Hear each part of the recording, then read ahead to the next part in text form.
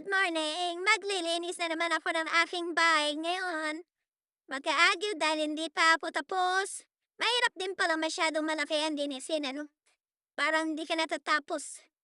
Kailangan lang naman kasi palinis ang bahay. Alam niyo ba na sabi nila ang mga nanay daw ay mukhang pera? Ay, totoo yun. Bakit kanyo? Tayong magbabudget ng mga ulam natin sa araw-araw eh. Tsaka mga gastusin sa ibang bahay sa atin ang hinahanap, ganun. Kagaya ng mga ulam, mga kuryente, tayo pinag-aasikaso niyan eh. Kasi tayo yung naiiwan sa bahay. Tapos tayo yung nag-aano sa ating mga anak sa araw-araw.